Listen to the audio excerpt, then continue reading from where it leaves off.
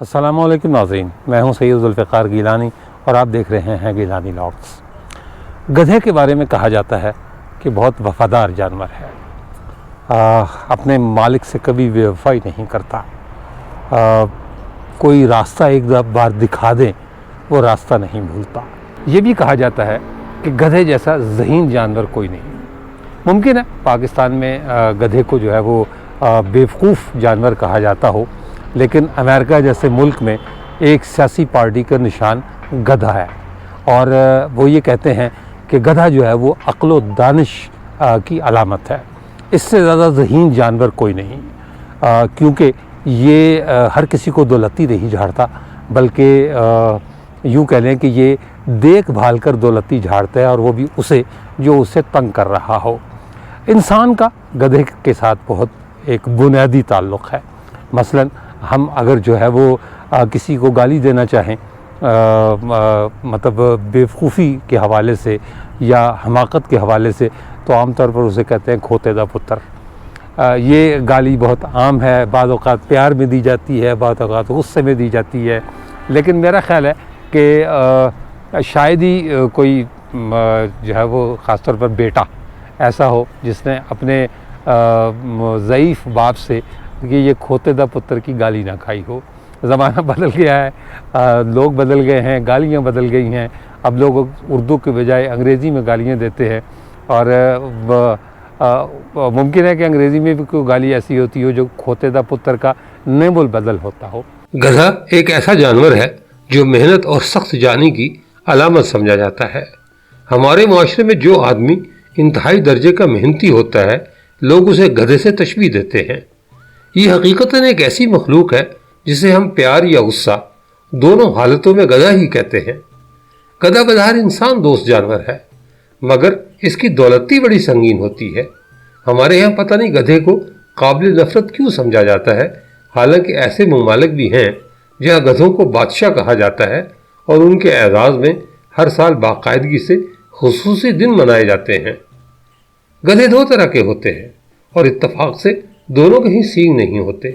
अलबत्ता 4 पाँव और 2 पाँव का फ़र्क उन्हें एक दूसरे से जुदा करता है।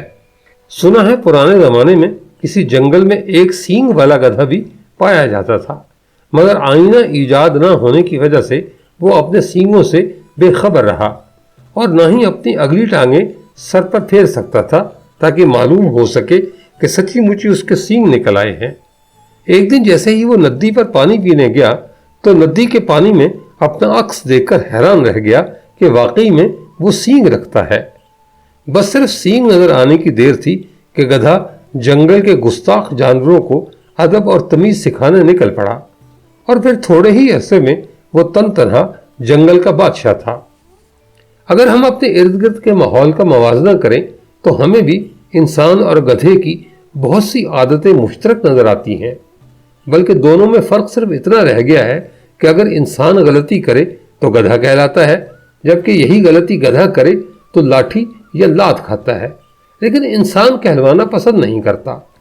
इंसान ने उससे बहुत सारी खुसूसियत हासिल की हैं, बल्कि सच तो ये है कि आजकल इंसान और गधे में कुछ ही दूरी रह गई है, वरना खर मगज़ और खर दिमाग जैसी इस्तिलाहात हरगिज़ ईजाद न होती।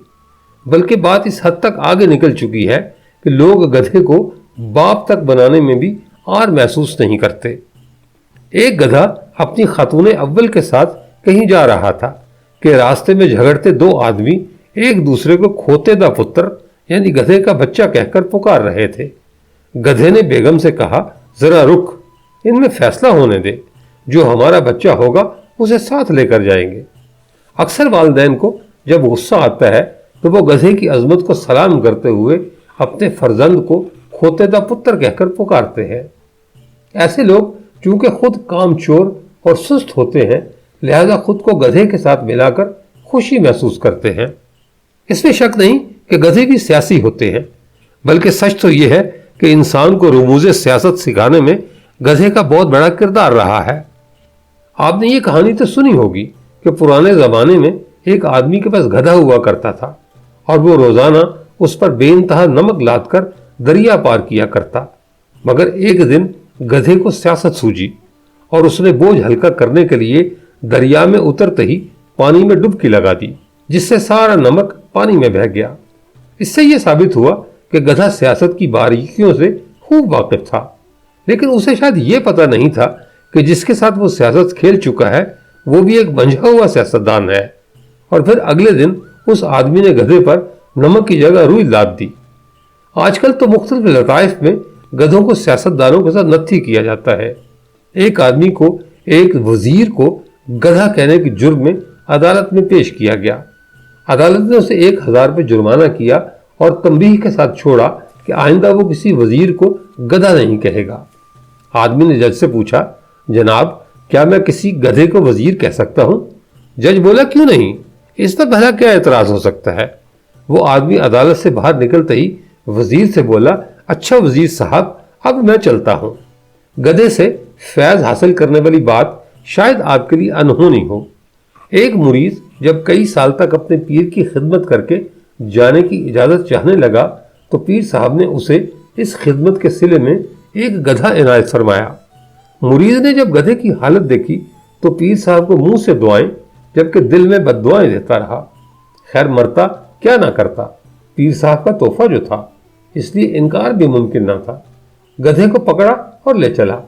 ابھی وہ صرف قریب کے گاؤں ہی پہنچا تھا کہ گدھا چل بسا۔ اس نے گدھا وہیں دفنایا اور تھک ہار کر اس کی قبر کے پاس بیٹھ گیا۔ اتنے میں اس گاؤں کے ایک شخص کا وہاں سے گزر ہوا۔ اس نے جب دیکھا کہ ایک قبر پر ایک شخص بیٹھا ہے تو اس نے وہیں دعا مانگنا شروع کر دی اور جاتے ہی وہ اس شخص کو کچھ نذرانہ بھی دے گیا، جبکہ گاؤں میں یہ بات مشہور کر دی کہ اب ہمیں اپنی منتیں مرادیں مانگنے کے لیے دوسرے گاؤں نہیں جانا پڑے گا، بلکہ اللہ نے اسی گاؤں میں ایک ولی کو بھیج دیا ہے۔ یہ سننا تھا کہ لوگ اس قبر کی جانب دوڑ پڑے اور لگے اس قبر سے دعائیں اور حاجتیں مانگنے، اور جاتے جاتے اس شخص کو نذرانہ وغیرہ بھی دے جاتے۔ اس طرح قبر پر بیٹھے اس شخص کے وارے نیارے ہو گئے۔ جیسے جیسے دن گزرتے گئے گدھے کی قبر پر بھی رش بڑھتا گیا اور پھر کچھ ہی عرصے میں وہ ایک باقاعدہ مزار کی شکل اختیار کر گیا۔ اس مرید کے پیر صاحب کا کاروبار کافی ٹھپ ہو گیا اور اس کی آمدنی پر بھی بہت فرق پڑا۔ اپنے مریدوں سے پوچھنے پر پتہ چلا کہ ساتھ والے گاؤں میں کوئی بڑے ہی پہنچے ہوئے پیر آئے ہیں اور لوگ اب حاجتیں اور مرادیں پانے اس کے پاس جاتے ہیں۔ پیر صاحب نے سوچا چلو چل کر دیکھتے ہیں کہ کون سا ایسا پیر آ گیا ہے کہ جس کی وجہ سے ان کا اپنا کاروبار ٹھپ ہوتا جا رہا ہے۔ وہ کچھ ساتھیوں کو لے کر جب اس مزار پر پہنچے تو دیکھا کہ وہاں ان کا اپنا مرید ہی کاروبار چمکائے بیٹھا ہے۔ مرید اپنے پیر کو دیکھ کر بات سمجھ گیا، انہیں اندر کمرے میں لے گیا اور پہلے معافی مانگی، پھر پوری کہانی سنا دی۔ اپنے مرید کی بات سن کر پیر صاحب ہنس دیے اور کہا، اوہ یہ تو نسل ہی بڑی قسمت والی ہے، ادھر تم نے گدھے کو دبا کر فیض حاصل کرنا شروع کیا ہے، جبکہ ادھر میں نے اس کی ماں کو دفنایا ہوا ہے اور فیوز و تبرکات حاصل کر رہا ہوں۔ میں یہاں آپ سوچ رہے ہوں گے ان پہاڑیوں کے دامن میں یہ میرے ارد گرد جو ہے وہ بہت ساری جھاڑیاں ہیں اور یہ بہت کچھ اگا ہوا ہے۔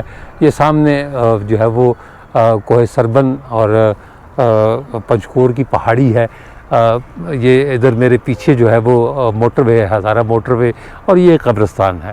لیکن اس قبرستان کا اس کھوتے سے کوئی تعلق نہیں ہے جس کی وجہ سے اس مقام کو کھوتا قبر کہا جاتا ہے۔ اچھا یہ کھوتا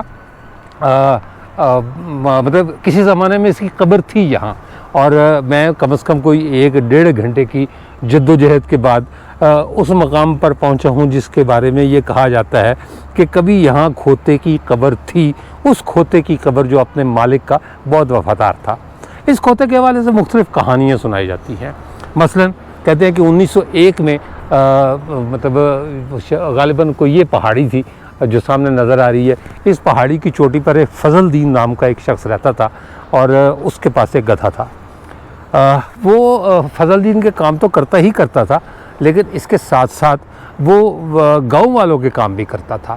وہ کیسے کہ جو گاؤں کے جو مرد حضرات تھے وہ کھیتوں میں کام کیا کرتے تھے، عورتیں گھروں میں رہا کرتی تھیں، اور وہ کھانا وغیرہ پکا کے اس گدھے کے حوالے میں تو اس کو گدھے پر لاد دیا کرتی تھی، اور وہ گدھا وہ کھانا کھیتوں میں ان کے مردوں کو پہنچا دیا کرتا تھا جو کاشتکاری کیا کرتے تھے۔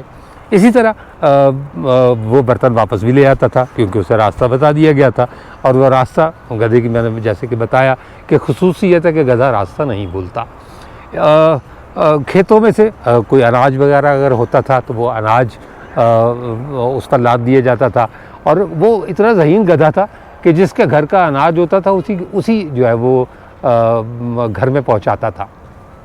یہ سلسلہ چلتا رہا، لکڑیاں بھی اس پر ڈھوئی جاتی، اناج بھی اس پر پہنچایا جاتا، حتیٰ کہ اس علاقے میں چونکہ پانی کی قلت تھی، چشمے دور دور تھے، مطلب پینے کے پانی کی خاص طور پر، تو وہ کہتے ہیں کہ گدھے کو پینے کے پانی کے لیے بھی استعمال کیا جاتا تھا، کہ پینے کے پانی کی جو مشقیں ہیں وہ اس پر لاد دی جاتی تھی، اور وہ گدھا ان مشقوں کو وہاں پہنچا دیا کرتا تھا۔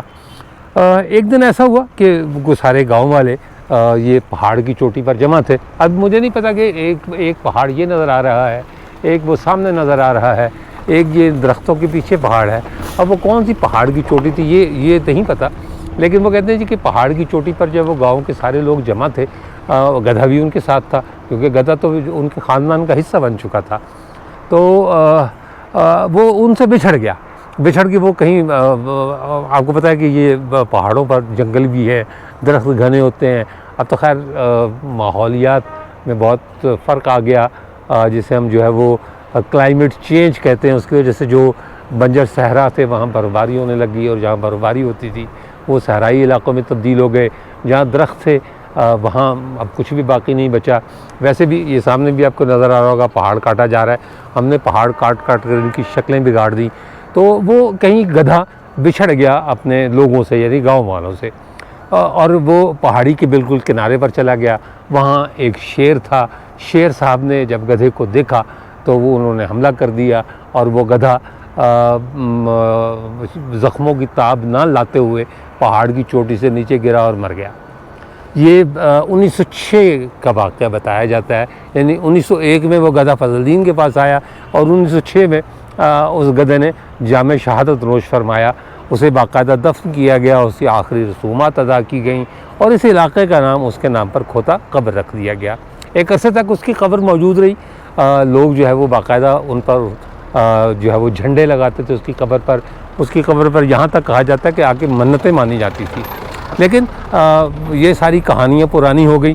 میرے ساتھ ملک فہد صاحب ہیں، اور ہم دونوں کھوتا قبر تلاش کرتے پھر رہے ہیں پچھلے 1.5 گھنٹے سے، کوئی ہمیں کہیں بھیج دیتا ہے، کوئی ہمیں کہیں بھیج دیتا ہے، لیکن بالآخر جو ہے وہ بلاگ کے درمیان میں ایک صاحب نے مجھے آ کر بتایا کہ جی کھوتا قبر کہاں ہے۔ تو فہد صاحب کا بہت شکریہ کہ انہوں نے جو ہے وہ زندہ کھوتا تو مجھے کوئی تلاش کر کے نہیں دیا، لیکن مرے ہوئے کھوتے کی یا شہید کھوتے کی قبر تک مجھے پہنچانے میں اہم کردار ادا کیا۔ سرکار بہت شکریہ آپ کا۔ ولاگ کے دوران ایک بزرگ جو یہاں کے رہائشی ہیں وہ یہاں سے گزرے میرے پاس سے، اور میرا خیال ہے کہ شاید آدھے علاقے کو پتہ چل گیا ہوگا کہ ہم اس کھوتے کی قبر کو تلاش کرتے پھر رہے ہیں جس کھوتے کے نام پر اس علاقے کا نام رکھا گیا ہے۔ اب تو خیر اس کو مسلم آباد کہتے ہیں، اور یہ موٹر وے کے انٹرچینج جو ایبٹ آباد کا انٹرچینج ہے یہ اس کے عین کنارے واقع ہے۔ انہوں نے مجھے بتایا کہ جی یہ جو پتھر ہیں یہ کھوتے کی قبر ہے، لیکن اس میں تو ساتھ انہوں نے مجھے یہ بھی کہا کہ کچھ عرصہ پہلے جو ہے وہ کوئی ایک بکسہ نکال لیا گیا ہے، اور یہ بھی انہوں نے بتایا ہے کہ یہاں پر جھنڈے وغیرہ بھی لگائے جاتے تھے، اور جو ہے وہ اس کی باقاعدہ منتیں وغیرہ ماننے بھی لوگ آیا کرتے تھے۔ تو جناب بالآخر ہم نے کھوتے کی قبر تلاش کر لی۔ یہ پتھر جو ہے یہ اس کی قبر ہے کھوتے کی، اور اسی کی مناسبت سے اسے کھوتا قبر کہا جاتا ہے اس پورے علاقے کو۔ اس کھوتے کے ساتھ بہت سی اور کہانی بھی منسوب ہے۔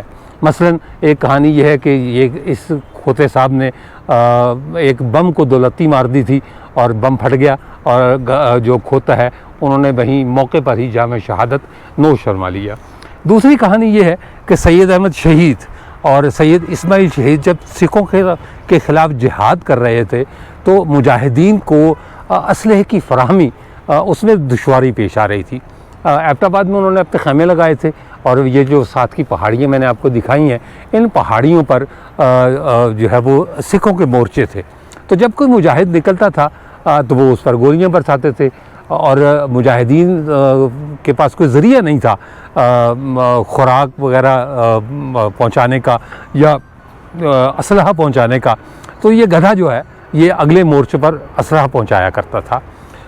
ایک دن جو ہے سکھ بڑے حیران تھے کہ یہ مجاہدین جو ہے وہ یہ ہماری گنوں کی زد میں ہیں، ہماری توپوں کی زد میں ہیں، ہماری بندوقوں کی زد میں ہیں، تو یہ ان کو اسلحہ کون پہنچا رہا ہے؟ تو پتہ یہ چلا کہ گدھے کو سدھایا گیا ہے اس کام کے لیے، اور وہ اپنی پشت پر اسلحہ لاتا ہے، یعنی گولہ بارود جو ہے وہ لاتا ہے اور ان تک پہنچا دیتا ہے۔ سکھوں نے اسے گولی مار دی اس گدھے کو، تاکہ نہ رہے بانس نہ بجے بانسری۔ اور جب مجاہدین کو یہ پتہ چلا کہ انہوں نے جو ہے اس گدھے کو گولی مار دی ہے، تو انہوں نے باقاعدہ پورے اعزاز کے ساتھ اس گدھے کو یہاں دفن کیا۔ یہ وہ کہتے ہیں کہ اسی مقام پر جو ہے وہ مجاہدین نے خیمے لگائے ہوئے تھے، اور یہ سامنے پہاڑیوں پر سارے کے سارے جو ہے وہ سکھ بیٹھے ہوئے تھے۔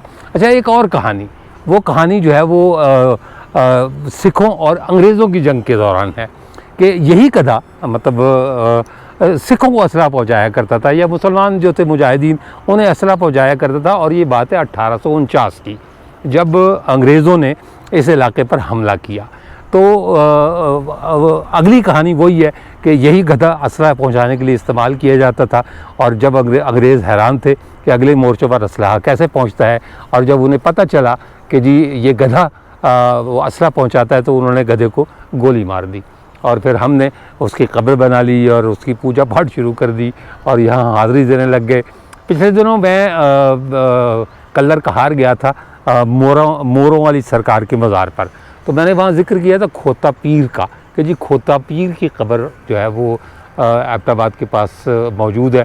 میرے کچھ ناظرین نے میری تصحیح بھی کی، مجھ پر ناراض بھی ہوئے، میری کم علمی کا انہوں نے جو ہے وہ مذاق بھی اڑایا، اور مجھے کچھ تھوڑی سی سخت سست بھی کہا کہ وہ کھوتا پیر نہیں کھوتا قبر ہے۔ تو میں نے ان سے وعدہ کیا تھا کہ میں کھوتا قبر کا ولاگ کروں گا اور انشاءاللہ تعالیٰ آپ تک پہنچاؤں گا۔ ان تمام لوگوں سے معذرت جنہیں جو ہے وہ میرے کھوتا پیر کہنے سے تکلیف ہوئی، لہذا میں اس کی تصحیح بھی کر رہا ہوں، اور آج آپ کو اس کھوتے کی قبر پر بھی لے آیا ہوں، جس قبر پر جس کے حوالے سے میں نے وہاں کلر کہار میں اس کا ذکر کیا تھا، اور جس کی مناسبت سے یہ پورے کا پورا علاقہ کھوتا قبر کہلاتا ہے۔ ہمارے مرحوم اداکار تھے اداکار رنگیلا، انہوں نے ایک فلم بنائی تھی، ایک گدھا دعا مانگتا ہے کہ میں انسان بن جاؤں، اور اللہ تعالیٰ اس کی دعا قبول کر لیتا ہے اور وہ گدھے سے انسان بن جاتا ہے۔